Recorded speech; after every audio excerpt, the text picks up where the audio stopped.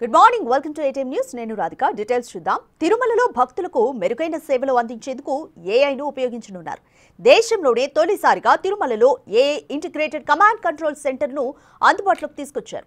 Vaikuntham 1 complex లో ఏర్పాటు చేసింది. భక్తుల రద్దీని కంట్రోల్ చేయడం, వసతి, భద్రతా విషయాల్లో ఇది ఉపయోగపడనుంది. ఏఐ కేంద్రాన్ని సీఎం చంద్రబాబు ప్రారంభించనున్నారు.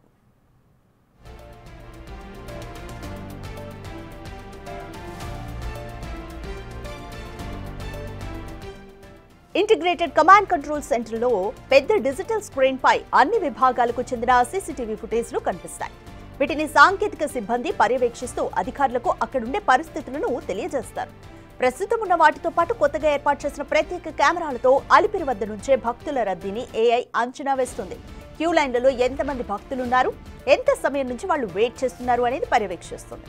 ఎప్పటికప్పుడు భక్తుల పరిస్థితిని తెలుసుకుని శ్రీవారి దర్శనాన్ని మరింత సౌకర్యవంతం చేసేందుకు ఇది ఉపయోగపడుతుంది. అత్యవసర పరిస్థితుల్లో భక్తులను బయటకు తీసుకొచ్చే సమీప మార్గాలను చూపిస్తుంది. ఎక్కడెక్కడైతే ఇటువంటి ఫెసిలిటీస్ ఉన్నాయో అక్కడ హోల్డింగ్ ఏరియాస్ ఏర్పాటు చేసుకోవడం జరిగింది. అదేవిధంగా ఆ 45 నిమిషాల్లో ప్రతి ఒక్క మూలాల్లో ఎంతమందికి దర్శనం భాగ్యం లభించుంటే అవకాశం ఉందో అవి అర్థం చేసుకొని డీటెయిల్డ్గా అనాలిసిస్ చేసుకొని అంతమందిని కరెక్ట్గా ఎల్ఎన్టీ వాళ్ళ సహకారంతో హెడ్ కౌంట్ చేయించి అంతమందిని ఆ హోల్డింగ్ ఏరియాలో వెయిట్ చేయించే కార్యక్రమం టీటీడీ తీసుకుంటా ఉన్నారు. సో అట్లాగా అంటే ఏ రంగంలో ఆ రంగానికి కూడా వస్తున్నటువంటి ఫీడ్బ్యాక్, అది మీడియాలో కావచ్చు, భక్తుల ద్వారా కావచ్చు, సోషల్ మీడియాలో కావచ్చు, ఆ ఫీడ్బ్యాక్ దృష్టిలో పెట్టుకుని టీటీడీ ఎప్పటికెప్పుడు నిర్ణయాలు తీసుకుంటా ఉన్నారు. ఎక్కడెక్కడైతే దీనికి సంబంధించి మోర్ డీటెయిల్స్ మా ప్రతినిధి దామోదర్ అందిస్తారు. రైట్ దామోదర్, తిరుమలలో భక్తులకు దర్శనార్థం మెరుగైన సేవలు అందించేందుకు ఏఐ కమాండ్ కంట్రోల్ సెంటర్ను స్టార్ట్ చేయబోతున్నారు చంద్రబాబు. సో ఏ విధంగా ఏఐతో భక్తుల దర్శనం ఇదంతా కంట్రోల్ చేస్తారు, ఎటువంటి అడ్వాంటేజెస్ ఉంటాయి? తిరుమల శ్రీవారి వార్షిక బ్రహ్మోత్సవాల సందర్భంగా పట్టు వస్త్రాల సమర్పణకు వచ్చిన చంద్రబాబు నాయుడు ఈరోజు 9:55 వైకుంఠం క్యూ కాంప్లెక్స్లో 25వ కంపార్ట్మెంట్లో నూతనంగా ఏర్పాటు చేసిన ఏఐ ఇంటిగ్రేటెడ్ కమాండ్ కంట్రోల్ సెంటర్ను ప్రారంభించనున్నారు. అధునాతనమైన వ్యవస్థతో కమాండ్ కంట్రోల్ సెంటర్ను ఏర్పాటు చేశారు. 30 కోట్ల వ్యయంతో ఎన్ఆర్ఐ దాతలు ఈ కమాండ్ కంట్రోల్ సెంటర్కు అన్ని రకాల సహకారం అందించారు. సాంకేతిక సహకారంతో పాటు ఆర్థిక సహకారం కూడా వీరు అందించారు.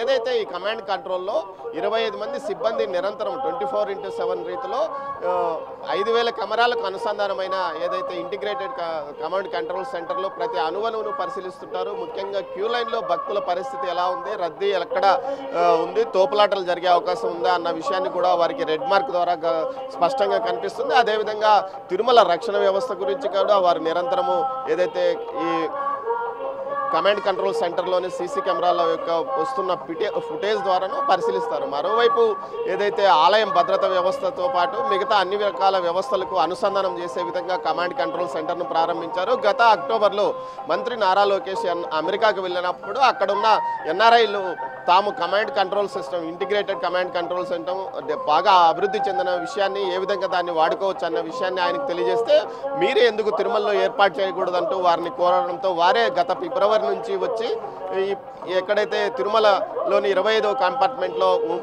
గతంలో ఉన్న కమాండ్ కంట్రోల్ సెంటర్ను మరింత ఆధునీకరించారు. ఇందుకోసం పెద్ద పెద్ద స్క్రీన్స్, ఎల్ఈడి స్క్రీన్స్తో సిస్టమ్స్ను ఏర్పాటు చేసి పూర్తి స్థాయిలో నిరంతరము నిఘా ఉంచే విధంగా చర్యలు తీసుకున్నారు. మరోవైపు ఏదైతే ఈరోజు సీఎం వీటిని ప్రారంభించనున్నారో ఇందుకోసం ప్రత్యేకంగా 9:55 ఆయన ప్రారంభించనున్నారు. మరోవైపు దీనికి సంబంధించిన వివరాలను ఇప్పటికే పూర్తి స్థాయిలో సీఎంకు అధికారులు తెలియజేశారు. ఈ ప్రారంభోత్సవ కార్యక్రమంలో సీఎంతో పాటు మంత్రి నారా లోకేష్ కూడా పాల్గొంటున్నారు. నిన్న సీఎం పట్టు వస్త్రాల సమర్పణ సందర్భంగా మాట్లాడుతూ అధునాతన సాంకేతిక పరిజ్ఞానం ఉపయోగించుకొని భక్తులకు మరింత సులభంగా స్వామివారి దర్శనాన్ని కలుగజేసే విధంగా చర్యలు తీసుకుంటామని చెప్పారు. అందులో భాగంగానే ఈ కమాండ్ కంట్రోల్ సెంటర్ను ప్రారంభించనున్నట్లు చెప్పారు. మొత్తం మీద తీసుకుంటే ఏదైతే భక్తులు ఎక్కువసేపు క్యూ లైన్లో ఉండకుండా కూడా వారి హెడ్ కౌంట్ను బట్టి ఎంత సమయానికి వారికి దర్శనం అవుతుందన్న విషయాన్ని కూడా ముందుగానే అంచనా వేసి దీని ద్వారా ఒక సమయాన్ని ప్రకటించే అవకాశం ఉంది. అదేవిధంగా క్యూ లైన్లలో ఎక్కువసేపు భక్తులు ఉండకోకుండా ఇందుకోసం చర్యలు తీసుకునే అవకాశం ఉందని కూడా చెప్పారు. మరోవైపు ఏదైతే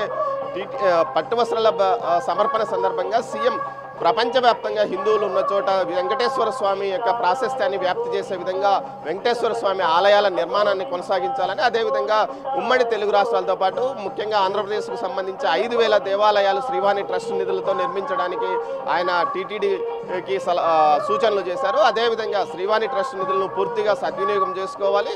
ఏదైతే ఆ ట్రస్ట్ ద్వారా వస్తున్న నిధులతో పేద ప్రజలు ఉన్న చోట వెంకటేశ్వర స్వామి ఆలయాలు నిర్మించాలి. అదేవిధంగా దేశంలోని మొత్తం అన్ని రాష్ట్ర రాజధానిలో కూడా వెంకటేశ్వర స్వామి ఆలయం ఉండే విధంగా చర్యలు తీసుకోవాలి. దీనికి తగ్గట్టు తాను ఆయా ముఖ్యమంత్రులతో కూడా మాట్లాడతానని తెలియజేశాడు. మొత్తం మీద చూసుకుంటే ఈ కమాండ్ కంట్రోల్ రూమ్తో ఏదైతే ఇంటిగ్రేటెడ్ కమాండ్ కంట్రోల్ సెంటర్తో పాటు ఈరోజు మరొకటి కూడా ఏదైతే PSC 5ను సీఎం ప్రారంభించనున్నారు. మరి కొద్దిసేపట్లో ఆయన ఉపరాష్ట్రపతితో కలిసి స్వామివారి దర్శనాన్ని చేసుకుంటారు. ఆ తర్వాత ఉపరాష్ట్రపతితో కలిసి ఆయన PSC 5ను ప్రారంభించుకున్నారు. సుమారు 4,000 మంది యాత్రికులు బస్ చేసేందుకు వీలుగా ఏర్పాటు చేసిన PSC 5లో అధునాతనమైన డైనింగ్తో పాటు అదేవిధంగా కిచెన్ కూడా ఏర్పాటు చేస్తున్నారు. ముఖ్యంగా ఏదైతే సీఎం ఈరోజు ఈ 2 కార్యక్రమాలు ప్రారంభించిన తర్వాత ఆయన ఇక్కడ నుంచి అమరావతి వెళ్ళనున్నారు. రాధిక.